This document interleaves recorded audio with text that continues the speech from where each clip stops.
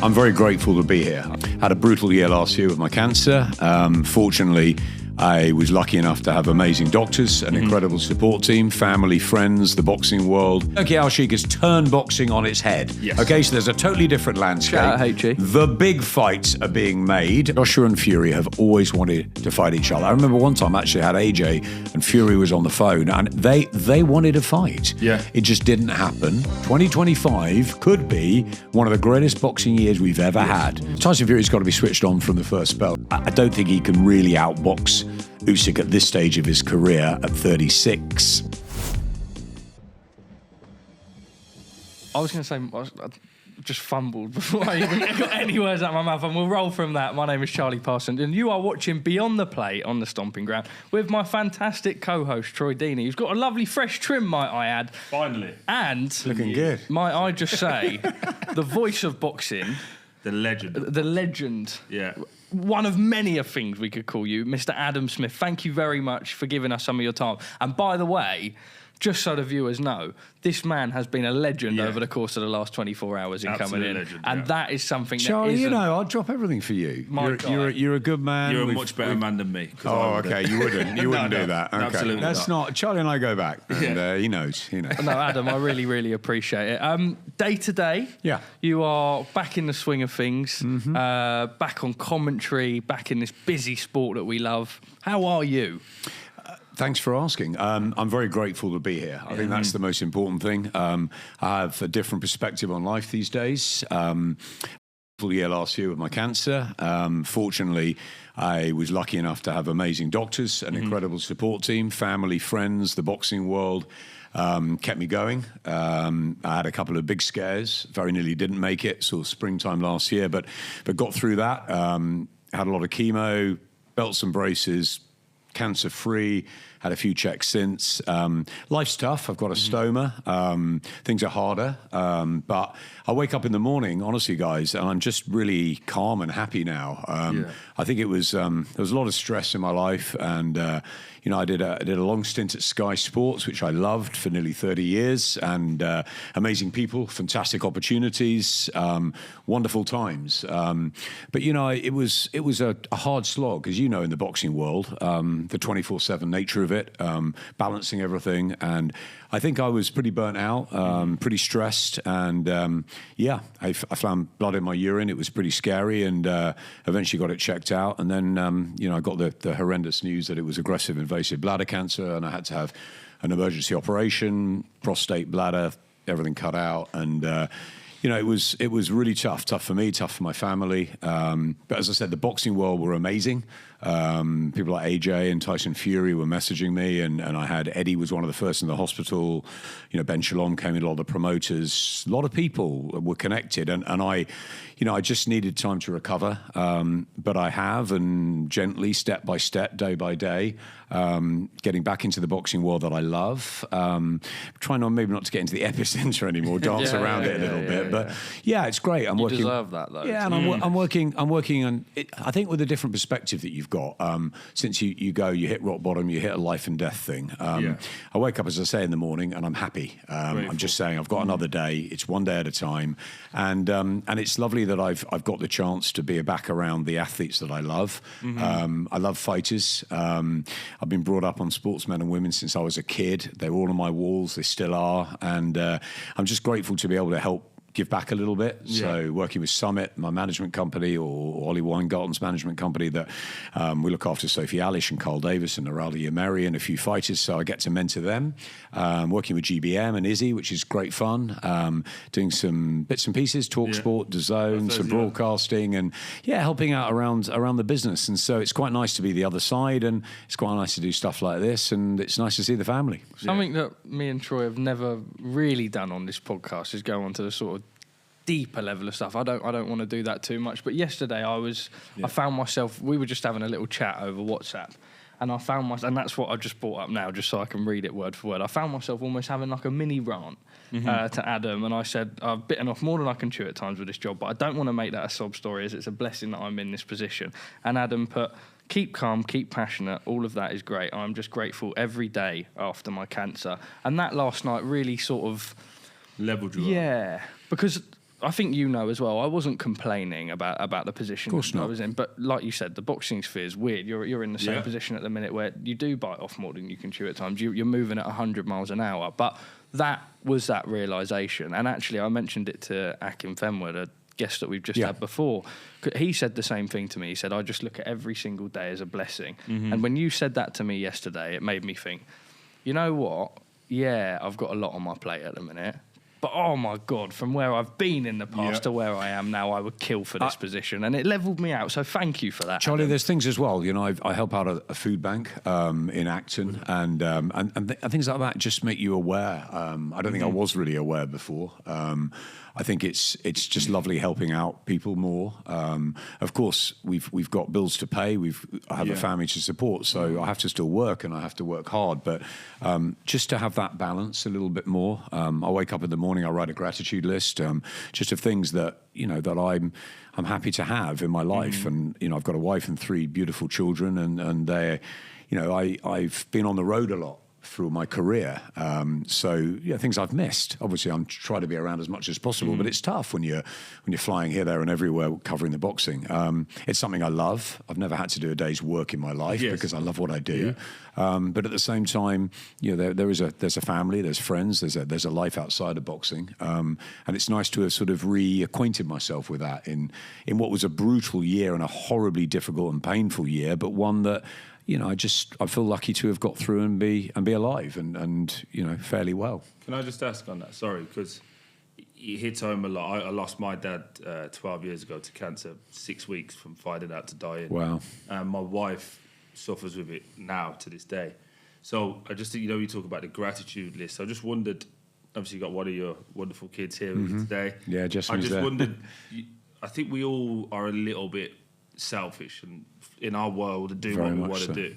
I just wonder, in your healing process, both physically and emotionally and mentally, have you had to check what's really real, I suppose, in terms of you would have had some frightening moments, right? Thinking you wouldn't see people again. Yeah, I had very frightening moments. I think there was a couple of times they said when I went in and the tumour was found, because at the beginning it was a urinary infection, they said, and the antibiotics didn't work. And then I went in and there was a big sort of round orange thing in my size in my bladder, and they said that I had to have a nephrostomy, which was a tube in my kidney, because the kidney wasn't working. And they said that if I hadn't come in within 3 or 4 days, that would have been it. And then there was a time in the hospital I had the operation, which was fine, but I had what was called an ileus straight afterwards, which meant my body just blocked and stopped. So I had a couple of months in and out of hospital with all sorts of twisted bowels and difficult stuff.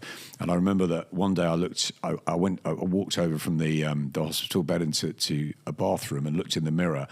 Honestly, Troy, I was like, I don't know, maybe 4 stone lighter or something. I looked like a skeleton, and I thought, I don't know if I can do this anymore. I don't know if I can keep fighting. Needles in my arm. I just don't know how much. I don't like pain anyway, and I didn't know how I got through that, and it was really hard. But I think that I've got 3 teenage kids. I've got a lot of family and friends who have been amazing and incredibly supportive. And it changes what you value. But I love what I do, so that's the rub, because I don't want to not work. I love working, and I love sport, and I love you guys. I honestly, I still have the heroes on the wall that I had when I was a kid, and I've only ever wanted to be a sports commentator since I was 8, 9 years old, and I was never good enough at sport, so I made a life out of watching sport and admiring that. And I always say that I don't care if I'm commentating on a 4-rounder or on an English title fight or Usyk-Fury. It doesn't matter. I respect every single person that gets in that ring, every single person that gets on the court, on the field of play. Whatever you guys are doing, you're a lot better and braver than I am. But I think in the issue that I had last year, I had to fight, and I didn't know that I had that strength in me. Absolutely. So I think to find that makes you feel relieved that you can dig down when it's really hard.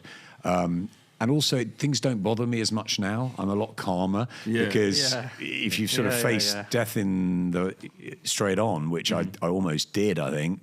You definitely did. Yeah. When you get you can't get that that job or that thing, or that situation's not working, or you can't make that social event, or or there's problems with something's gone wrong with one of the kids at school, or something's university application. So you can deal with it much better. Yeah, I was going to say before we transition into thank you first of all. So you should be proud of yourself, and I know the young lady over there is very proud of you, but we're proud of you as well, mate. Genuinely. Thank you. Yeah, I think especially not that mine is any different to yours, but like you said at the start, from coming in the industry that I think can almost be a little bit daunting at times. And I really did just start off as an 18-year-old with no real prior experience. This was one of the, when you buy the pay-per-views, you hear that voice. Yeah. It was always Adam's voice. So being able to walk into a room and the way that this man would take me in, and we did 30, 40-minute interviews, and I was, and Adam would constantly be in the interviews. He would be like telling my employer to give me this gig or that gig. And you remember that with people. And I remember being a little bit sensitive over the period because I didn't want to message you because, one, I knew that you had probably loads of people messaging you, but I don't think you'd ever come out at this point and said anything, so I didn't really think it was my place to say. But I remember when I did reach out and the relief on my shoulders, because I just makes you realise you don't realise how much you do appreciate people. And I think that is more than anything, I can only talk firsthand from the boxing world. Oscar's sat over there listening as well. You have such a weight on the, every time for years people bought pay-per-views, your voice. And that's returning. We only want to hear your voice. I still only want to hear your voice. And Sorry to the guys that are doing it, but it doesn't sound right. It puts life into perspective, and you almost think, shit. And that's why I said yesterday, it just made me realise, not that I was complaining, but any issue that we may have, fucking. And it's lovely to hear, but for me at Sky, I was always part of a team. There was incredible people around me who made my life a lot better, a lot easier. Some real talent that I left behind, and I'm finding it in new places, at Summit, at GBM, and TalkSport. They've got a great team. DAZN, it's fantastic. There's a lot of good people out there who love this business, and I remember you coming through, Oscar coming through. Back in the day, Coogan, and I think that I was once that guy who wanted to be a sports commentator and had the passion and just didn't want to be denied. And when I see that in other people, it makes me really want to help. So I'm really glad that you're sitting here today doing this. You're a legend. Thank you. I was in the presence of one of your good friends at Ball 2 weeks ago, Mr. Johnny Nelson. Yeah, a very good friend of mine. What a human being he is. It's great, isn't it? I've met Johnny a couple of times through events and stuff, but to stand have a conversation with him, his enthusiasm for life is...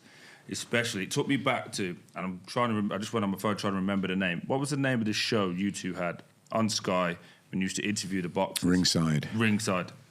My God, I wasted a lot of time watching you. Hey, not wasted. Not wasted. I know what you mean. Yeah. We had such fun doing that. It's unbelievable. Honestly, Johnny is my best friend in boxing, and we've been mates for a long, long time. And when I sort of got to know him in those Brendan Ingle days with Nassim Hamid and Ryan Rhodes and Junior Witter and all those guys, and Johnny was still struggling because he lost most of his amateur fights. Yes. He lost his first three professional fights, and he had a terrible moment when he was young, fighting for a world title in Sheffield. He got sort of booed out of town, really, when he fought Carlos de Leon. It was he froze that night, and so he had to go into exile, and he went around the world fighting anybody, and he lost a few. He got robbed. He had all these sort of experiences sparring with different people, and he came back a few years later, and then he just went on this winning run when he became world champion finally, and then defended it 13 times over 7.5 years. And it was just a great story. And when he became world champion, when he finally did it against Carl Thompson in Derby, I remember going up to him afterwards and saying, right, you've done it now. You can come to Sky. You're a world champion. Now we can have you on the telly. And we got him over. He was meant to be fighting Enzo Maccarinelli in a big domestic fight. And I said, Enzo's going to knock you out. And he went, you can't say that. I said, well, your knees are gone, your legs are gone, your thighs, everything's gone, his hips, everything was broken, falling apart. So I said, why put yourself in that position?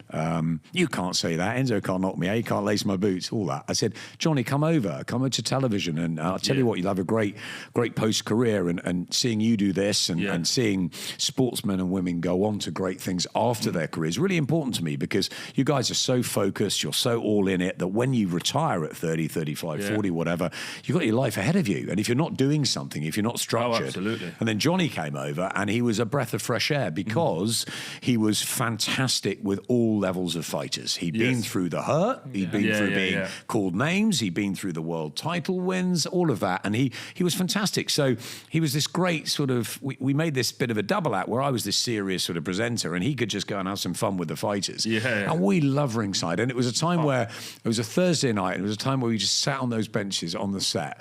And at that point, I had 3 phones. I was dealing with Eddie and the promoters and all this sort of stuff. And I remember just putting them down, and he went, Ads, you can just relax for an hour and you can switch your stuff off. And I did. And then I put them all back on. You go, now you see the smoke coming out. But it was like, it was just a golden hour where we could just be ourselves. It was organic as well.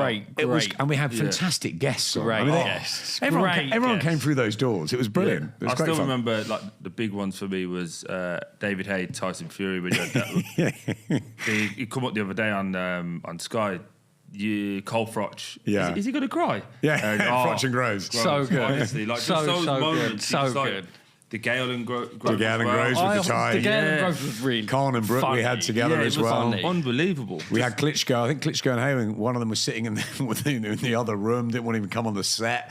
But we had lots of people. We had everyone from Lennox to Sugar Ray Leonard to Barrera to Tyson. How did you get that to work, though? I suppose, like, when you think of now, with all the loopholes and how hard it is just to get people to sit in a room together. How did you guys become so good that you became the hub that everybody had to essentially come through you to promote the fight, if that made sense? I mean, Johnny had a massive contact book, and we had Ed Robinson doing the reporting. We had a lot of people that knew boxing, and I think it became a show, like a cult show that everyone in the fight game just wanted to tune into. So people wanted to come on, and we just opened our doors. We said, come on, we want everyone on. And we actually had this sort of mural of the set, and we got everyone to sign it.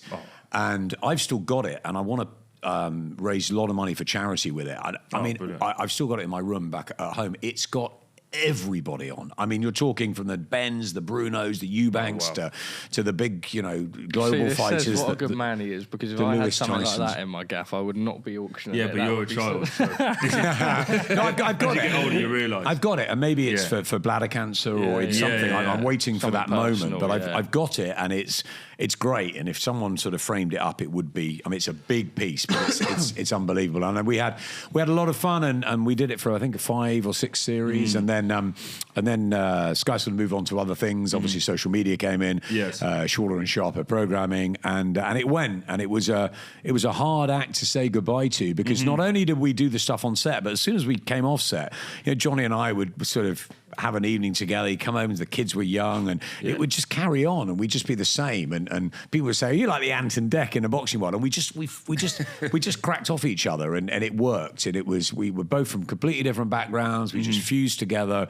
We had so much fun, and I miss him a lot from a work point of view. But he's had an amazing career at Sky, and whenever I see him now, it's brilliant. But he always says we left the show at its highest. We left it, and that's what you do with parties. You leave a party, you don't want to leave at 5 a.m. You want to leave it a bit earlier, and you've had a great time, and you leave the stragglers, right? And Johnny always said we left Ringside at its highest. That's almost people still remember it by what people say about boxers. Go out with your head held. I almost look at Sonny Edwards, right? The fact that he's been able to sort of hold his hand up and go, you know what, that's my time. They sometimes get to a point where they think they've got it in them, and it's the worst thing ever when you speak to. I suppose football's the same, right? You just ain't got it. Your legs, you ain't as quick as you used to be. You ain't as sharp as you used to be. Did you find that? Make the weight? Yeah, do you know what? I didn't. I'll make it about me, but then I also talk to Sonny. So with me, I kind of knew. So I split my Achilles. I didn't tear. It would have been easier to tear it and snap it, because it would have just repaired. But I split mine, so it went 42 centimetres. So it went from the bottom of my Achilles all the way through to my calf. It split down the middle. 6 months I was out. And I still don't have the feeling in my left foot. Still today. Yeah, so even in with your hands, you go, right, I can feel that. And with my foot, it's like I feel my toe and my heel. I don't feel anything in between. Yeah. So it's always never been the same off that, and I never really moved the same. But as with any sportsman, no one can tell you that you're going to stop doing the thing you love. I was 32 at the time. So I was like, no, I'm not going to retire yet. I'm not going to retire yet. I managed to play until this year, so 36. And this is what I mean about this sort of time, like mid-30s. Yes. And that is it, right? Yeah, and absolutely. sometimes it's even earlier, and you've got the rest of your life. And if you can't find something that keeps you happy, structured, and a reason to get up in the morning. You said it earlier, and it hit a nerve because that's kind of where I'm at the moment. I'm probably doing too much now because I don't want to sit down and go, what does the rest... It's quite scary because, I'm the oldest of my family, and I look around...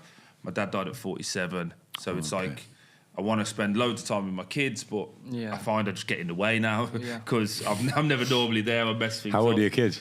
Oldest is 15, 2 10-year-old girls, and then I've got a 4-year-old soon to be 5 next week. But it's busy. It's busy, yeah. I'm basically Uber. And handing out the cash, I imagine. Yeah. But they don't hand it out now, they just tap. They just tap, They're spending it again. But no, just in that wonderful space of like trying to figure it out while thinking, do you need the bills, you need that? And that's why I kind of said it earlier, like you are genuinely a hero to listen to, because I don't think we ever appreciate it in this moment to be like, oh, life's great. It's always the next pound note or the next bill that needs paying or trying to make things life a little bit better. I just wanted to ask, with Sonny, I watched it, and again, it was in Birmingham. I was gutted for him because it's your team, Birmingham, right? Yeah, and also I know both sides of the fight as well. Yeah. So the reason I was gutted for him was it felt like the realization in round 1 of, oh my God, I can't do this. And that, it felt sad, but a bit like watching Mike Tyson the other week. It's like, yes, I know you were great, and I know really you, but I just don't want to watch that. No, and really I didn't want Sonny to go out like that. What you get what I mean? Does that make sense? Adam? So I was with Sonny on Saturday. We commentated together on the GBM show, which was great fun. I love Sonny Edwards. Yeah, I think he's brilliant. I was saying to Oscar, actually, just before I came on, that about 6 months ago, Sonny and I had a chat. We had a catch-up in Grant Smith's gym, and we talked everything boxing, and we were all over the place, what he wanted to do. And I just thought then, I wonder if it's quite still... the love and the fire still. Yeah, I just thought, look, he's all over. He's a great character. He's all over the sport, whether he's a manager or a pundit. He's going to give great value to wherever he ends up, and maybe it'll be a myriad of places. But I just had the feeling, and obviously I've been around fighters a long time, I just had the feeling that I just wonder if it still burns inside. And obviously he's had the injuries and the rest of it that he's talked about in the last week or two, but I did worry, and I think I always fancied Yafai for the fight beforehand. I just think that they've sparred a lot together, so I thought Yafai's team must have known something, because it was early for Galal to take a step up like that. And then when I saw Sonny in the corner, I was I was worried, right? What did you make of that? Because we've not really seen from note that I can immediately think of. I can't, you see moments later down the fight, but this was like early in the fight, and it was so raw and authentic, and it was just I don't want to be here. I mean, one of the more incredible things I've heard, I think. I mean, we always say in boxing we've never seen it's unpredictable. We had Danny Quarterman and Jack Bateson on Saturday night, suddenly cut and the blood everywhere. It's just, things are just different in boxing each and every time. We've seen a lot of fighters who say, please don't pull me out, please, and they're pleading with their trainer. And the trainer has a responsibility for the health and safety of the fighter first and foremost.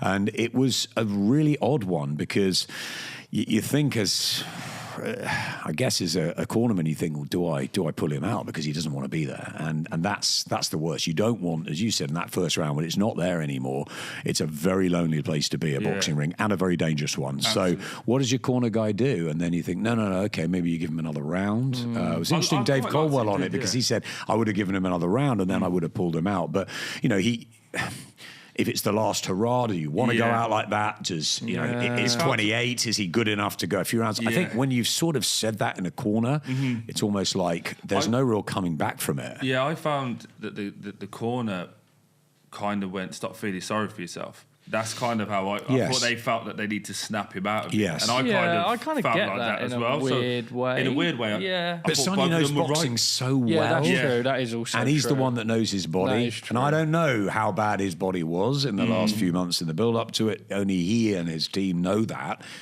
So you almost got to sort of have that decision together, maybe even before. But during a fight, if a fighter is saying at the end of a round early on, Yeah, I can't do. It's not here. I just don't. I'm not feeling it. There's a real worry. All right, let me pose you this one then. So obviously, some people and maybe yourself or maybe you, Troy, think after 2 rounds, okay, he should have been pulled out. Now the fight did end up going on and it ended up getting stopped. Does that, me personally, if I'm putting myself in Sonny Edwards' shoes, not that he would ever want any of us to do that, because he's just like, he does whatever the fuck he wants, and I admire that. I love Sonny. But it's probably. Is it not better to go out the way he went out than be pulled out after 2 and then everyone label you a quitter? And very hard. No one wants to go out in any way, shape or form, and fighters often go out on defeats, don't they? Or then they come back, and maybe it's not a good idea to come back when it's not there anymore. It's hard. There's never a right or wrong answer, I don't think. I always say, thankfully, if fighters don't get hurt, then we're sort of okay. We talked about Mike Tyson and Jake Paul earlier. For me, I didn't want to see it. It was an exhibition, which I understand from entertainment point of view, and I understand the interest in it. And I watched it because Katie Taylor was on against Amanda Serrano. There were good fights on it. Great fight, amazing fight. I don't feel like anyone's spoken about it. Unreal fight. And also Barrios and Ramos was a great fight too. But the female fights have been unbelievable in the last 6-7 years, and I think that was great to see that on, with that sort of audience on Netflix. Absolutely. But for me, Mike Tyson was a hero growing up. His pomp was 35 years ago. Way past his best, and the legs and the body don't lie. So when it was 2-minute rounds, when it was 14-ounce gloves, I knew it was some sort of exhibition type thing, but it was, sanctioned in Texas. It was a weird one, and all I wanted was I said before, Jake Paul will win on points, and all I wanted was Tyson to come out to be knocked out safe. Yeah. And he's trained very hard for it, and he gets paid well, and that's great. He's a legend. We don't want to see anything go wrong. And with Sonny, I'm just glad he came out the ring intact and fine, and he can go off now, and he can be a great character around the sport and a great pundit. Galal Yafai, this is what it's like. What happened with AJ and Dubois? We all talked about AJ. What happened with AJ? Why did it happen? No one talked about Dubois. What a great performance. Same thing. Let's talk about Galal Yafai. What a great performance it was from a young fighter who's really going places. It was a risk, but it was a crossroads fight, but the timing was perfect and he was spot on. And never mind what Sonny Edwards was happening in that corner. What Galal Yafai did was brilliant that night. And he goes into 2025 and it's a passing of the torch.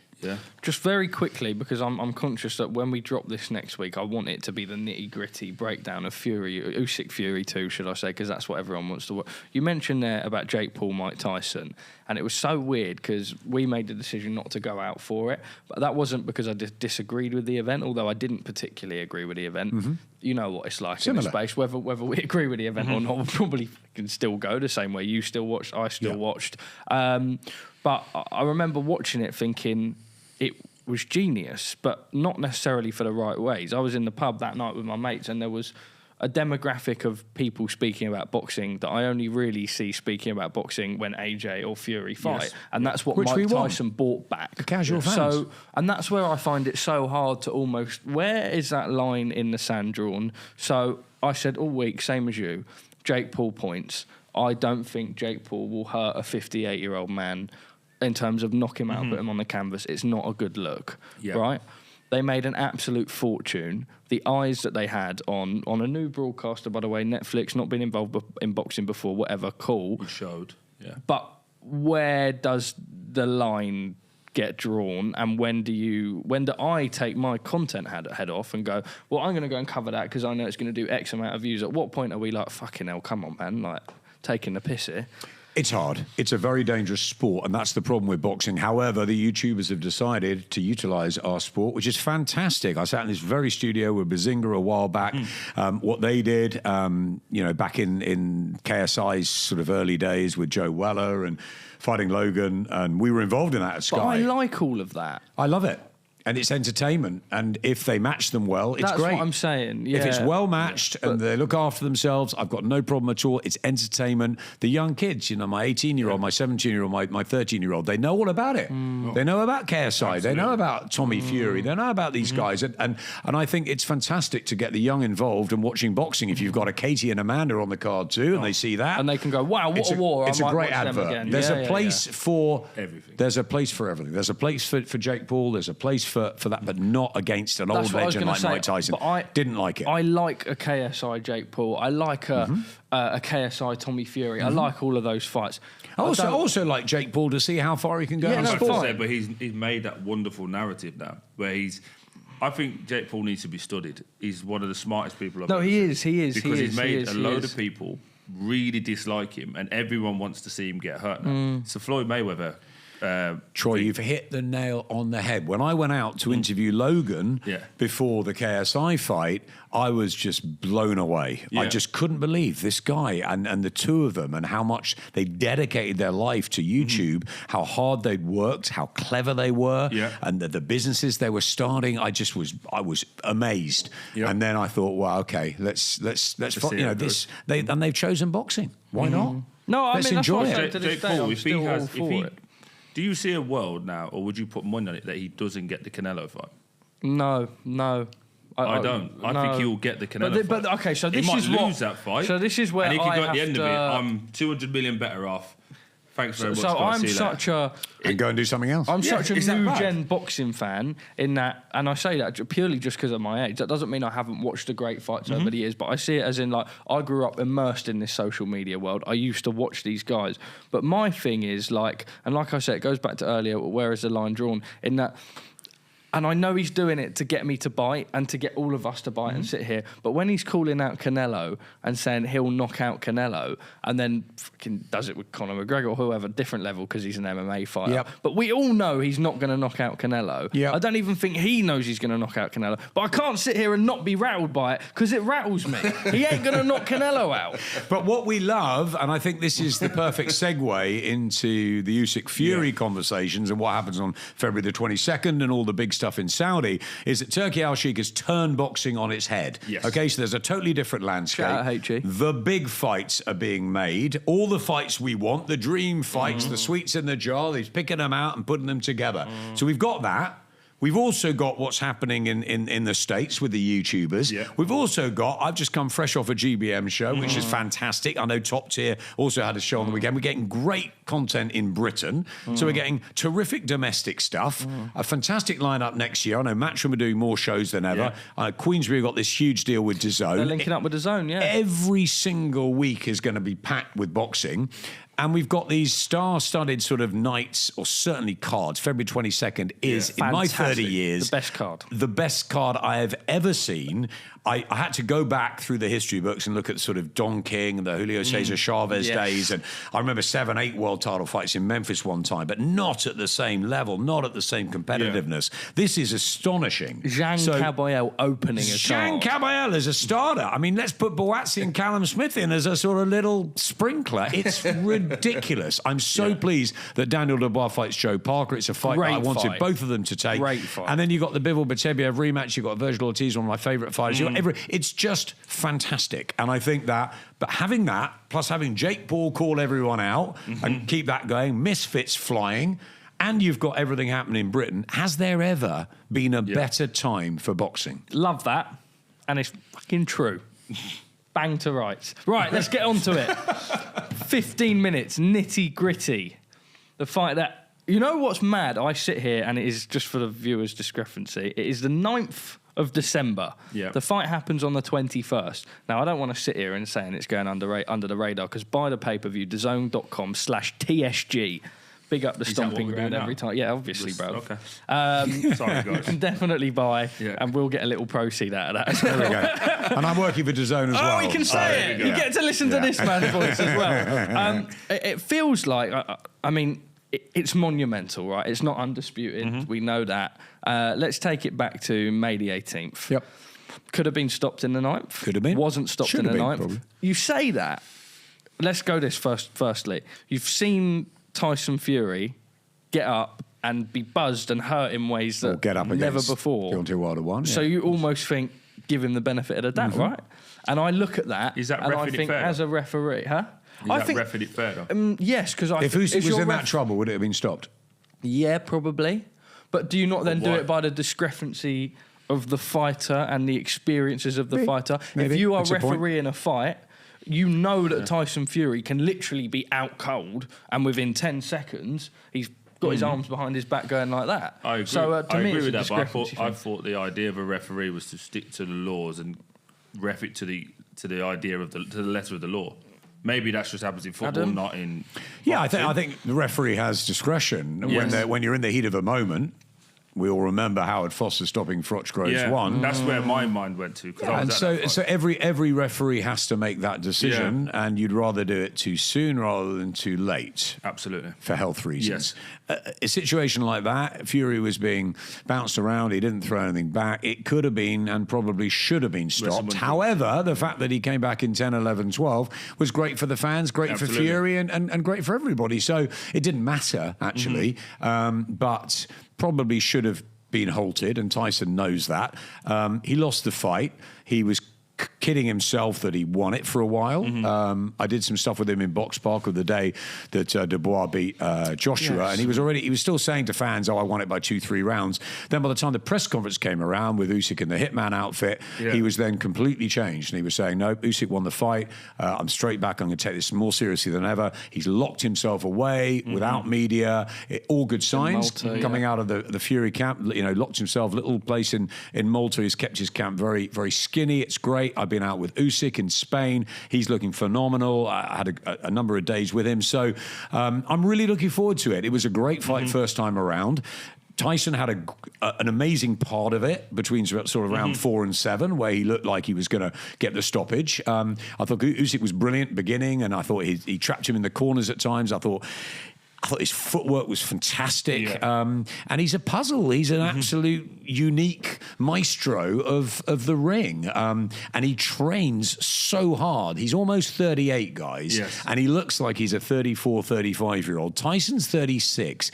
The big question mark for me is he an old 36? What are the legs going to do this time? It's all very well training for those 8, 9, 10 weeks, but, what has the Wilder trilogy taken out of him, the bad performance against Ngannou, as well. and the Usyk fight. Yeah, and someone said to me, I did the tour with Lennox Lewis the other week, and a guy said to me, we're in Great Yarmouth of all places. Nice. I was walking out with Scott Welsh, and a guy comes up to me and he goes, "What do you think happens?" I said, "What do you think happens?" And he said, "I think Usyk wins." I said, "Why?" He goes, "Because the day after the first fight, Usyk would have been studying his mistakes, and Fury was on the batter, right?"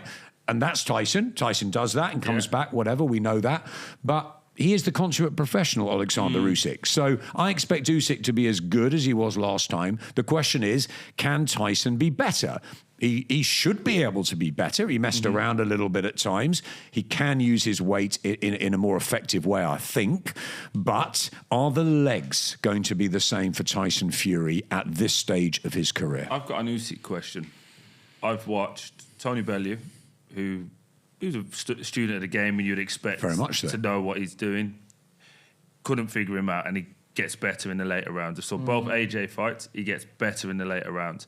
And talks about how mentally he does it. Yes. And everyone says his feet make you work more than you expect to work. How is it he's that good and no one's figured him out? He told me 2 weeks ago that it's 99% dedication and 1% talent. I don't agree with him.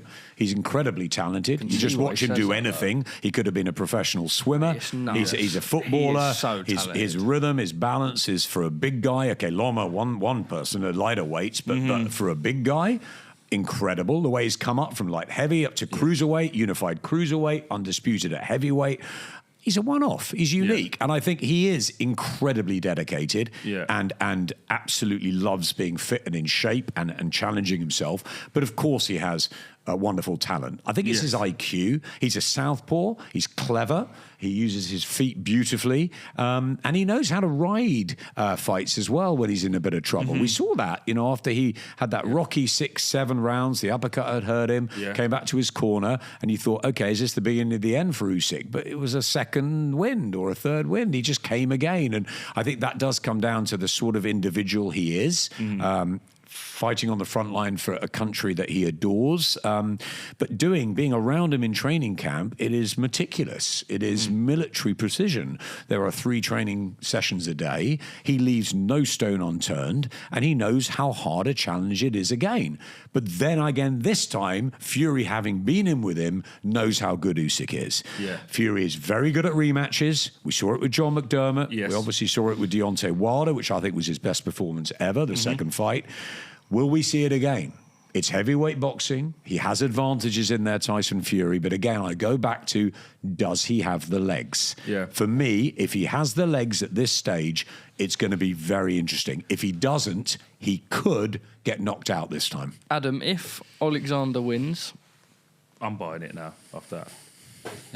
DAZN.com/TSG. If Oleksandr Usyk wins, to me, I kind of put him in this list already because I was going to say heavyweight, but I actually think all-time fighters and there's every time Oleksandr Usyk fights, there is this document that comes up and it's his record on the road from Hunter. Pretty much all been on the road, hasn't that's it? what I'm saying. Every single thing. And he was like that as an amateur too. Yes, and it's ridiculous. A win here would be 2 wins over Tyson Fury, 2 wins over Anthony Joshua. The Daniel Dubois win now looks, let's just be real, better than ever. Then you look at undisputed at cruiserweight in that tournament. Good Arguably fighters. his Yeah, closest, fighters. great fighters. We actually spoke, Kala told us everything about the Gassiev fight. They walked in and they said, by the way, we've got to do the fight in Russia. And Usyk jokingly went, how much money? But didn't actually care. Just whatever, let's have the fight in Russia. We're talking all-time great here, right? Definitely. Already an all-time great. 350 amateur fights, only 15 defeats, some of them very shady. We never see current eras in that mix. As a professional, he's 22-0, and he's cleaned up at cruiserweight and at heavyweight when no one thought he could come up to heavyweight. An astonishing fighter, but better than that, an astonishing human being. I think he's been an incredible ambassador for sport, for his country, for his nation. He's a family man. He's very humble. He wants to help kids when he retires. And in terms of boxing legacy and history, he's got to be right up there with some of the very, very best of all time. It's always difficult comparing eras. Is your Sugar Ray Robinson, your Muhammad Ali, or whatever. If you look at heavyweights, in my opinion, Lennox Lewis was the greatest heavyweight of that generation.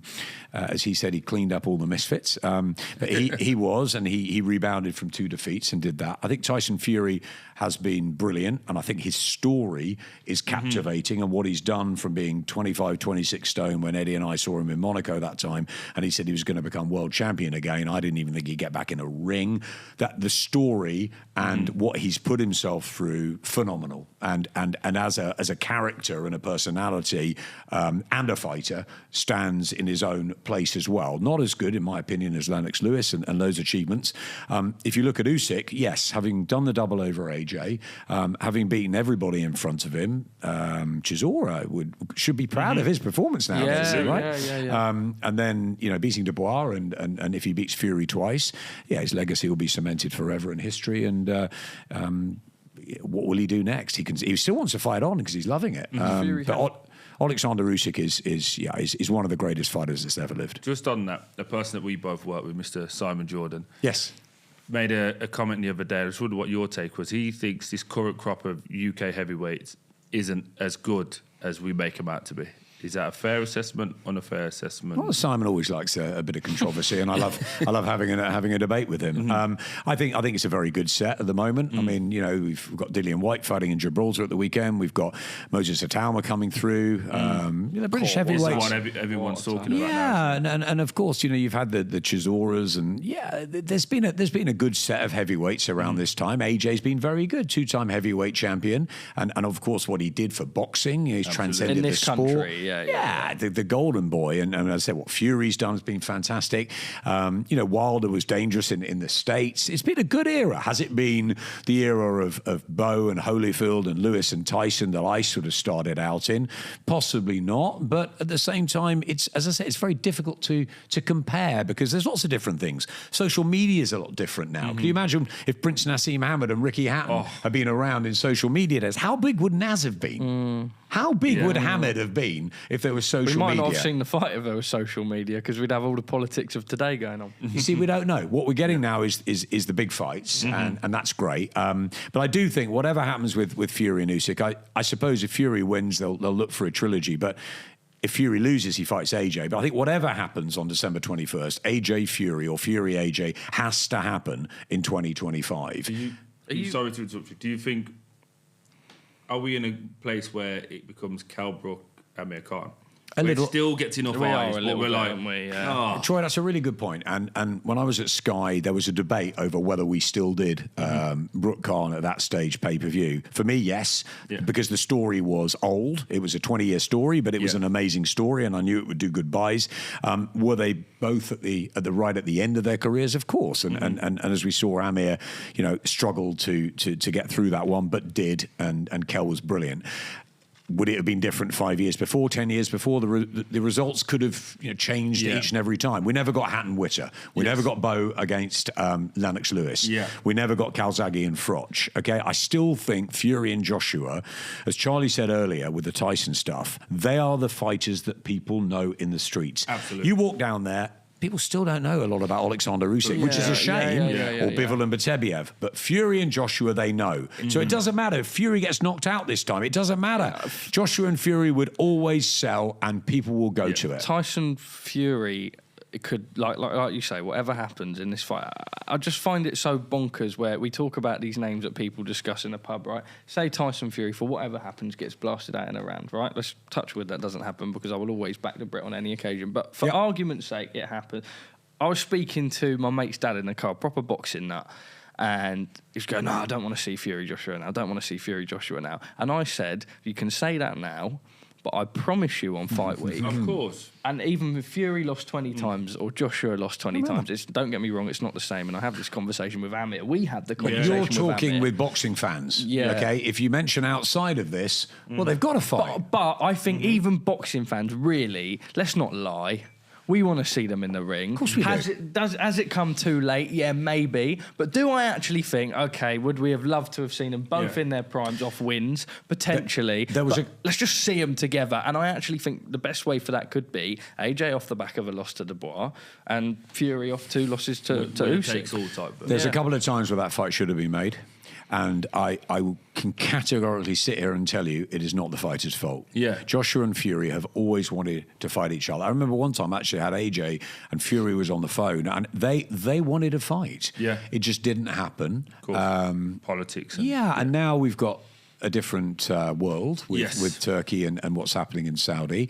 There's no reason why we shouldn't get 2 fights, one at Wembley, one in Saudi, a double next year. If he loses to Usyk, if he beats Usyk, let's have a trilogy. I think, first of all, let's concentrate on December the 21st. It's another great bill. It's a fantastic end to the year. It's a great fight. No one can really predict it because it was close first time around. Yes, Usyk won it, but it was close. There are arguments that Fury could come back and exact revenge. There are arguments that Usyk could even get the stoppage this time. But let's enjoy. I always think sometimes we look beyond. And never enjoy the moment. We always sort of look at fights and what they could be. And 2025 could be one of the greatest boxing years we've ever had. But 100%. we still got business to take care of in 2024. So let's get out of Riyadh and enjoy it. Last note, we've got 1 minute until it's 6, and I want to make sure the man's out on time. How does Tyson Fury win, and how does Oleksandr Usyk win come December 21st? Well, Tyson Fury's got to be switched on from the first spell. Sugar Hill's made no qualms of the fact that he's going for a knockout.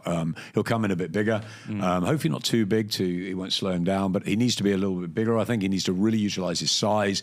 He needs to get in and get all over Usyk and try and take some fire out of Usyk, try and hurt the legs a little bit, try and just, a bit of leaning, bit of sort of clubbing shots, but also those uppercuts I think are going to be important, and I think he'll target the body. I think Fury will go for it in the first 7-8 rounds of the fight. It's a bit of shoot and bust tactics, I think. I think that's what they'll look for. I think if Usyk's still hanging around at 7-8, he's in big trouble, Tyson. But I think he's got to do that. I think that's what... I don't think he can really outbox Usyk at this stage of his career at 36 with the fights he's had behind him. He could have moments, but I think Usyk is such a great package as a fighter, a great fantastic as I said, IQ earlier, his intelligence, his ring savvy, his footwork is so good. Usyk's got to do more of the same. But I don't know, Usyk's put on a little bit around his shoulders. I think he might come in a little bit more powerful. So could be interesting if Fury really goes for it, what will happen on the counter. I think we could have quite an exciting first few rounds. But we'll see. It's there to be won or lost. And I don't think this is a fight that's easy to predict. Yeah, 2 quick fire questions, literally 10 seconds and you could go. Fighter of the year for 2025, or 2024, sorry, and who do you think we should all look out for in 2025? Got to be Oleksandr Usyk. Have to. Can't go against him. Pound for pound best. Yes, you could argue Terence Crawford. Yes, you could argue Anoya Inoue, but it has to be the man, Usyk, for me. The fighter I'm really looking forward to coming through, I think I'm not alone in this, is Moses Atalma. I think he's a really special talent. I'm not sure 2025 will be his year, maybe 26, 27, but he's so young still. But I've been very, very impressed with him, both in the ring and out of the ring. I think he's a pretty special young man. So yeah, Atalma's the one I'm looking out for. Adam, you're a diamond. Thank you ever so much for your time this afternoon. We'll reiterate what we said at the start of the episode. It is an absolute blessing that you are here. Thank you. It's really nice to be here, Charlie. No, thanks, it is. Troy. It is. And I owe you one big time on the record. I owe Adam big time. You're a legend. And yeah, thank you. Guys, that has been another episode of Beyond the Plate on the Stomping Ground. Make sure you like and subscribe if you haven't already. I can't stress enough. We've got the big man on commentary on DAZN. Make sure you buy that pay-per-view on DAZN. Usyk-Fury 2, December the 21st. This has been Troy Deeney, that's been Adam Smith, and that's another episode banked.